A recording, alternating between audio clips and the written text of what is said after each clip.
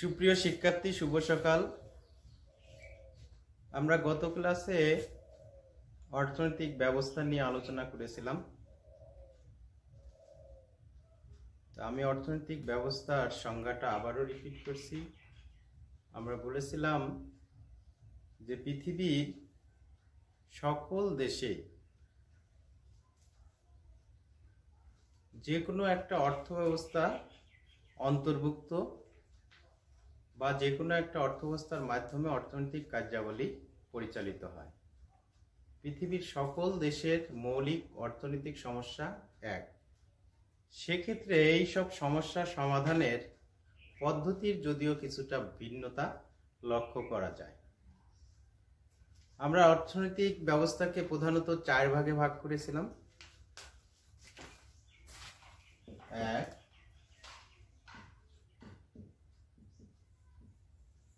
ধনতান্ত্রিক।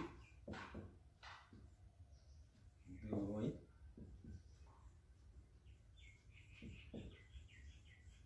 সমাজতান্ত্রিক। 3, মিশ্র। 4,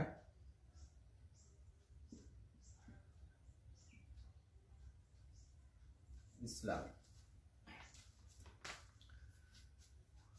আমরা এই 4 ধরনের অর্থব্যবস্থার কথা বলেছিলাম: ধনতান্ত্রিক, সমাজতান্ত্রিক, মিশ্র এবং ইসলামী। আমরা ধনতান্ত্রিক অর্থব্যবস্থা কি এবং ধনতান্ত্রিক অর্থব্যবস্থার বৈশিষ্ট্য নিয়ে আলোচনা করেছিলাম গত ক্লাসে।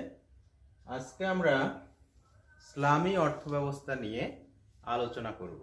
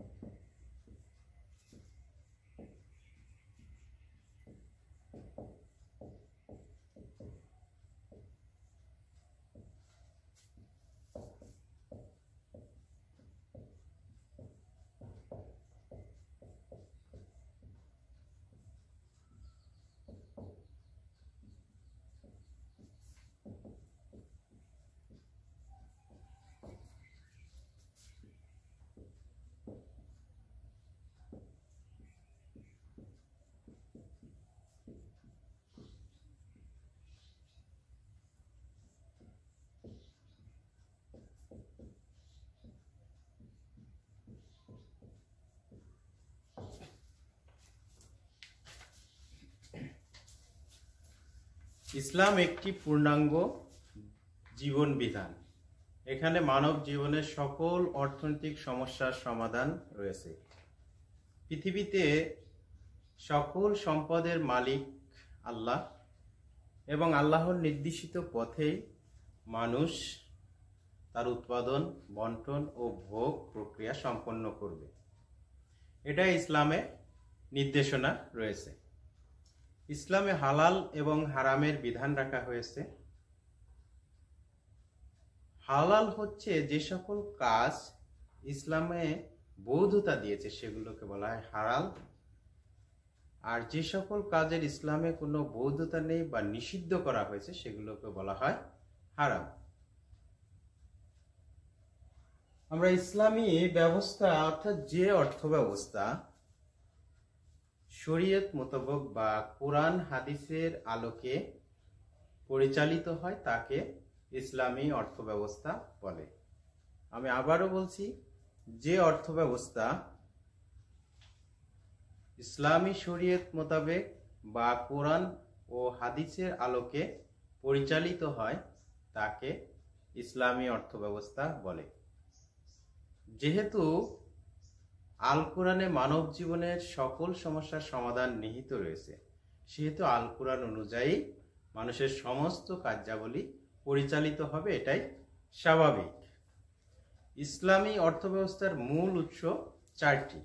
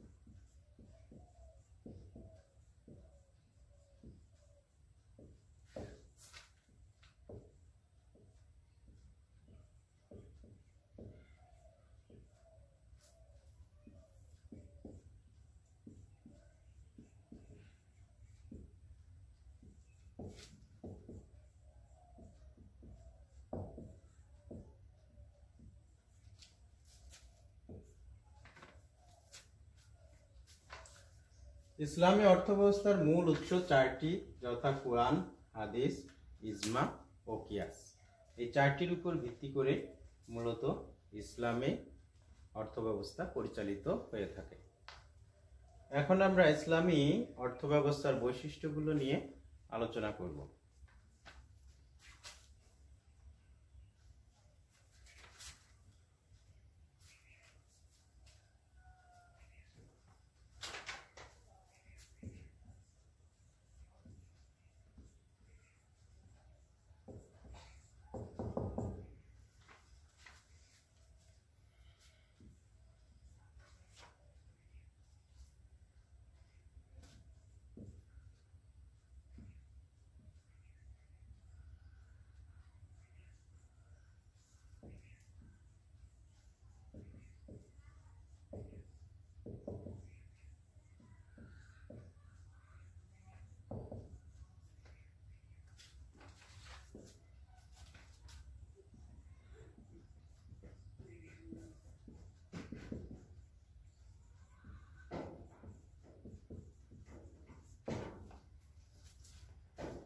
ইসলামী আদর্শের বাস্তবায়ন, অর্থাৎ ইসলামী অর্থব্যবস্থায় সমস্ত কার্যক্রমে ইসলামের যে নিয়মকানুন আছে সেগুলো মাধ্যমে পরিচালিত হবে। অর্থাৎ আমরা বলতে পারি যে কোরআন, হাদিস, ইজমা ও কিয়াসের আলোকে যাবতীয় কার্যাবলী পরিচালিত হবে। যেহেতু আমরা জানি আল কোরআন, হাদিস এবং ইজমা ও কিয়াস এই চারটাই হচ্ছে ইসলামী অর্থব্যবস্থার মূল উৎস। সম্পদের মালিকানা। সম্পদের মালিকানা, ইসলামী অর্থব্যবস্থায় সমস্ত সম্পদের মালিক একমাত্র আল্লাহ তাআলা এবং আল্লাহ তাআলার নির্দেশ মোতাবেক মানুষ এই সম্পদকে ব্যবহার করে তার প্রয়োজন মেটাবে।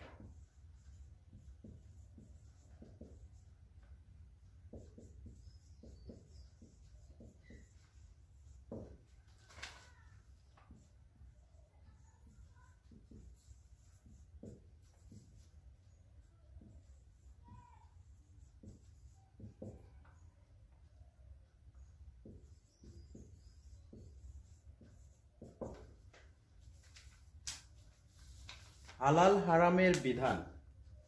ইসলামে হালাল হারামের বিধান রাখা হয়েছে, অর্থাৎ ইসলামের যে কার্যগুলো, যে বিষয়গুলো বৈধতা দিয়েছে সেগুলোকে বলা হয় হালাল, আর ইসলামে যে বিষয়গুলো বা যে কাজগুলো নিষিদ্ধ করা হয়েছে সেগুলোকে বলা হয় হারাম।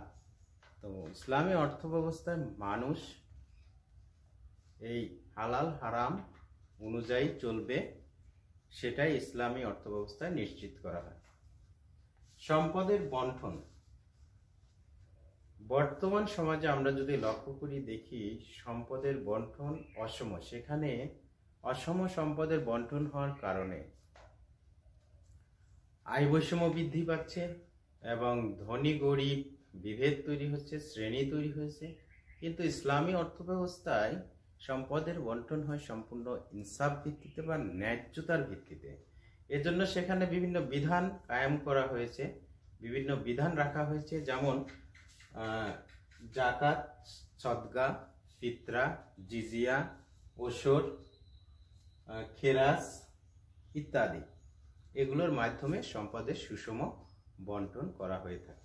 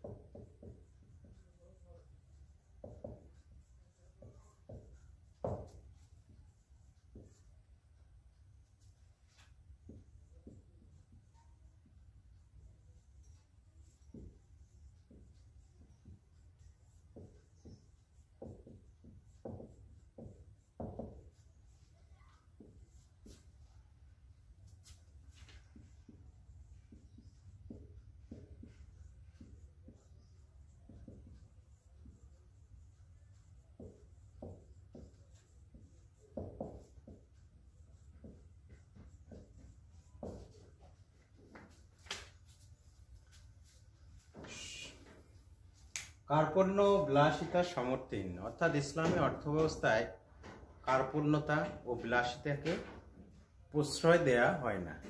একজন ব্যক্তি কৃপণতা করে অনেক সম্পদের মালিক হয়েছে, সেটা কখনো ইসলাম সমর্থন করে না একদিকে। অন্যদিকে একজন ব্যক্তি অনেক সম্পদ অর্জন করে সে বিলাসিতা করবে, সেটাও ইসলামে সমর্থন করে না। ইসলামী শ্রমনীতি প্রণয়ন। ইসলামী অর্থব্যবস্থায় ইসলামের ভিত্তিতে শ্রমনীতি প্রণয়ন করা হয়। এক্ষেত্রে স্পষ্ট ভাষায় বলা হয়েছে যে একজন কৃষক বা একজন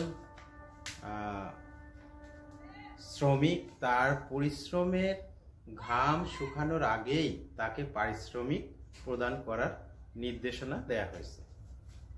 সুদ, ঘুষ ও মজুতদারি নিষিদ্ধ।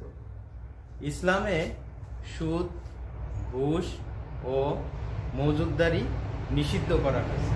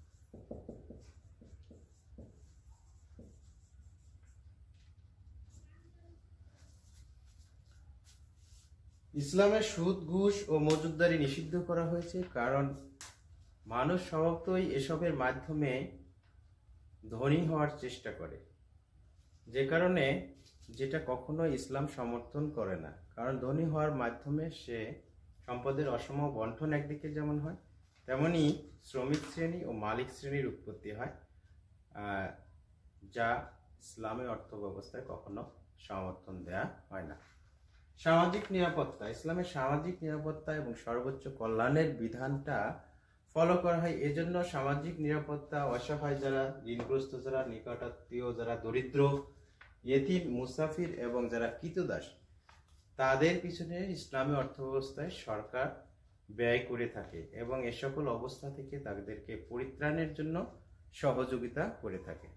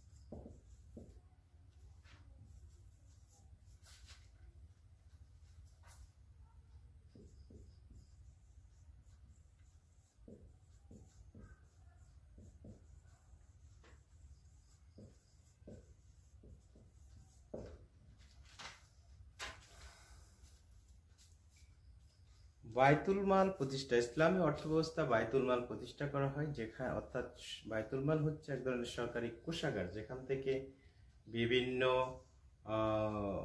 বিভিন্ন খাতে অর্থ ব্যয় করা হয়।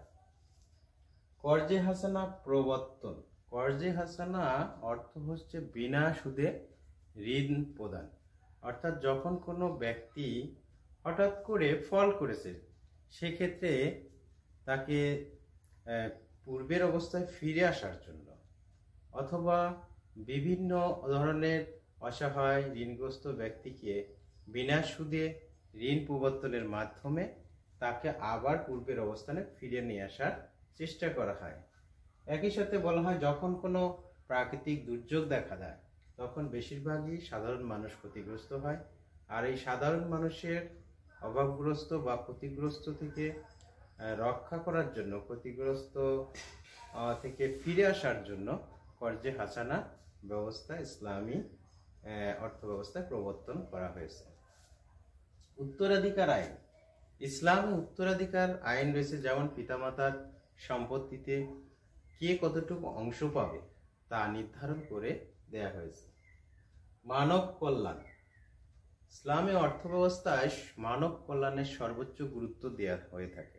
এজন্য একটি দেশের সম্পদের সর্বোচ্চ ব্যবহার করা হয়, যাতে মানব কল্যাণও সর্বোচ্চ পর্যায়ে নিয়ে যাওয়া যায়।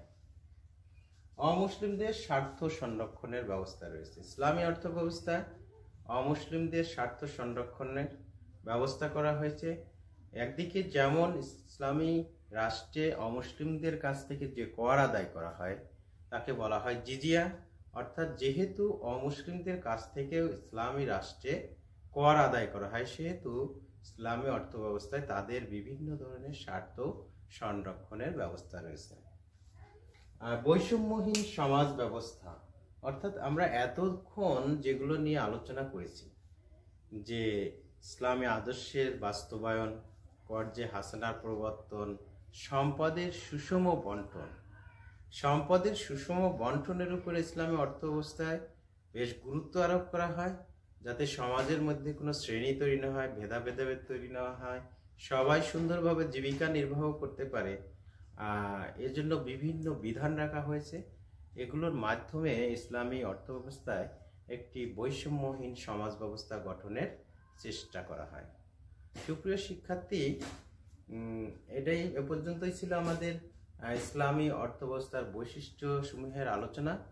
আমরা পরবর্তী ক্লাসে আমাদের যেহেতু আরো দুইটা অর্থব্যবস্থা রয়েছে, একটা সমাজতান্ত্রিক আর একটা মিশ্র অর্থব্যবস্থা, এই দুইটা অর্থব্যবস্থা আমরা পরবর্তী ক্লাসগুলোতে আলোচনা করব। সে পর্যন্ত তোমরা ভালো থাকো, সুস্থ থাকো এবং নিরাপদে থাকো, এই প্রত্যাশায় সবাইকে ধন্যবাদ।